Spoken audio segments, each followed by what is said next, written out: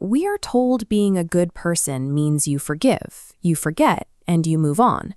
Someone hurts you, and the expectation is that you absorb the blow and immediately reset the relationship to its factory settings. This creates a terrible trap. People who have suffered deep wounds are pressured to instantly offer their trust back to someone who has caused harm, without any evidence that the person is actually safe to be around. And if you hesitate, if you feel that natural, protective instinct to keep your distance, you are told you have the problem. You are accused of holding on to bitterness or failing a moral test. But this entire framework breaks down when we look closer at the original texts. We've created this mess by jamming two completely different ideas into a single distorted package. When we treat the internal act of forgiveness and the external process of reconciliation as the exact same thing, we place an artificial, toxic weight on the wounded, a burden no one was ever meant to carry.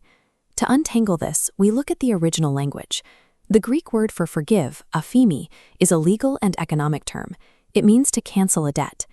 Jesus illustrates this in the parable of a king who erases a massive, unthinkable debt owed by a servant. The king makes a completely one-sided choice to absorb the loss. Notice what is missing from that equation. The action requires absolutely zero input from the debtor. The person who caused the harm doesn't have to apologize, offer any restitution, or change their behavior for the debt to be cleared. Releasing this debt actually protects the person who is hurt. It takes the offender's hands off the steering wheel of your emotional life. Forgiveness is a private, vertical transaction between you and God. You release your demand for vengeance so that bitterness cannot take root in your own mind. It frees you. It does not clear the offender of their responsibility. Reconciliation is built on a completely different architecture. The original word here is katallasso. Looking at these two separate nodes, you can see it is a relational term that means to exchange or restore to favor. An exchange logically requires the participation of two willing parties. While one person can forgive on their own, it takes two people working together to restore a relationship. Look at the story of Jacob and Esau. Jacob steals Esau's birthright, creating a profound betrayal. Years later, they meet, embrace, and weep. The debt is released, but immediately after that grace is offered, they travel in opposite directions. They established peace, but intentionally separated their lives to maintain safety. The Apostle Paul draws a similar line with his young protege, John Mark. Mark had abandoned the work on an earlier journey, so when it was time for a new mission, Paul flat out refused to bring him. Paul didn't hold a grudge against Mark, but he also didn't give him the job. He understood that you can completely release a personal offense while still deciding that a specific person cannot be trusted with a critical role. Restoring that kind of partnership demands two strict ingredients.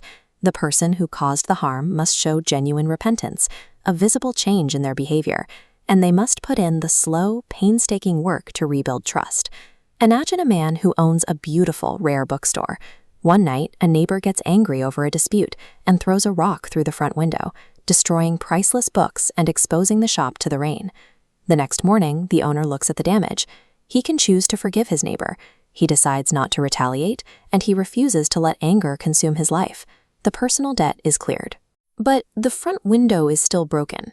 If the neighbor wants to be welcome back in that shop, he has to confess what he did. He has to pay for the glass and help clean up the mess. Then he must prove over years he is no longer someone who throws rocks when he gets upset. Canceling the debt stops the cycle of revenge, but only the active, painful work of repentance and changed behavior will actually fix the glass. Setting a firm boundary with an unsafe person is often treated as uncaring, yet Jesus actually provides a specific, multi-step blueprint for what to do when someone causes harm and refuses to change. Matthew 18 outlines an escalation path. First, confront the issue one-on-one. If they won't listen, bring objective witnesses. If they still refuse, bring the issue to the community.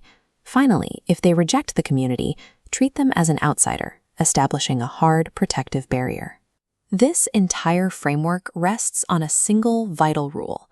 Forgiveness is a gift you give, but trust is a credential they earn. You have total permission to let go of the emotional weight you've been carrying.